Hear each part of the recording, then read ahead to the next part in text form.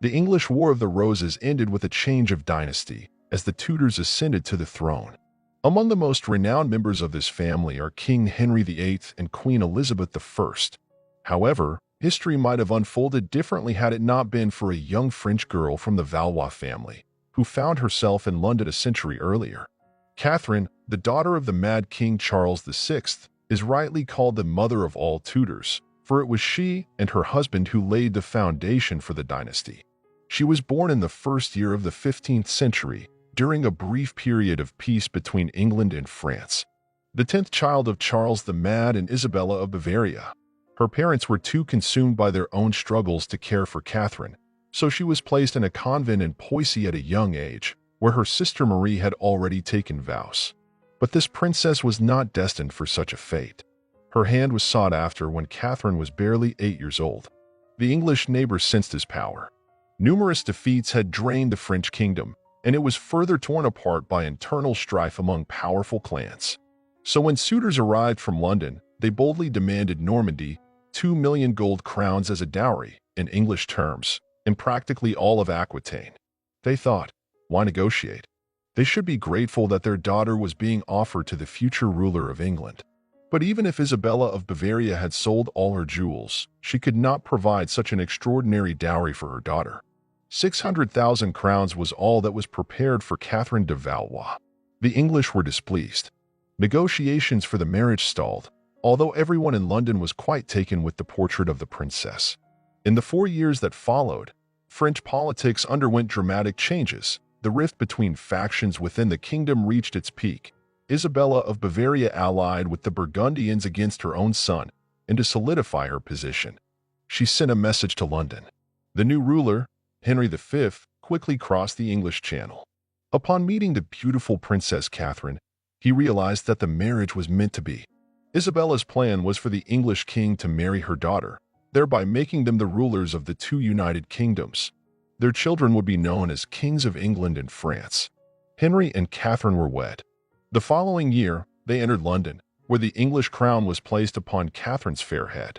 Soon after, the new Queen of England gave birth to a son, Prince Henry. The couple's family happiness was brief. Like a flash of lightning, they rarely saw each other due to ongoing military conflicts on the continent. The Queen followed her husband, and they spent some time in Vincennes, but a year later, the English king passed away. He was only 36 years old, but his body could not withstand dysentery, a true scourge of that time. He had no other heirs besides his tiny son.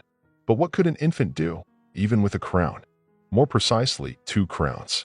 In October of that same year, the boy's French grandfather died, and now, according to the Treaty of Troyes, the 1-year-old Henry VI became the ruler of both kingdoms. Catherine could never truly wield power. She was Queen of England for too short a time to gain the support of the barons. Instead, the affairs of the realm were managed by the relatives of her late husband and the Parliament. Catherine was allowed to live at court, receive a modest income, and attend important ceremonies, but she was little more than a decorative figure. However, she was young and full of life, and had yet to experience what it truly meant to love. With so many temptations around her, rumors began to swirl in London about her relationship with Edmund Beaufort. In response, the government enacted a new law stating that the Dowager Queen could only remarry with the permission of the sovereign and his council. Yet Catherine had no intention of marrying, at least not yet. There are no exact records of when she first met Owen Tudor. This Welsh nobleman hailed from an ancient lineage that traced back to Rhys ap Gruffydd, the ruler of Deheubarth. Some believe that Catherine de Valois favored Owen from the very beginning and that Beaufort was merely a distraction. This is somewhat supported by the fact that Catherine and Tudor's first child was born in the year 1425. A few years later, Catherine de Valois, the Queen of England, secretly married her beloved Welshman. Together, they had 6 children, and each time she felt the onset of labor, Catherine would leave London to escape prying eyes. At Bermondsey Abbey, she gave birth to 3 sons and a daughter named Margaret. She gave rise to a new royal dynasty, becoming the mother of all the Tudors, wrote historian Ralph Griffiths. Women of that era often died in childbirth, and sadly, this was the fate of Queen Catherine. Owen Tudor took all the children under his care and later revealed the existence of his marriage to the Queen.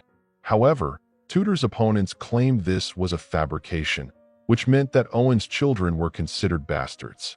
Nevertheless, Catherine's second son with Owen, Edmund, was knighted, secured a position at court, and entered into a brilliant marriage with the wealthy heiress Margaret Beaufort, a member of royal lineage. Their only son, Henry, would become King Henry VII of England, a descendant of the French Catherine of Valois and the Welsh Owen Tudor. Interestingly, the Tudor surname only emerged thanks to Owen. He adopted his grandfather's name, Tydwr ap Gornwy, and modernized it into a more appealing form.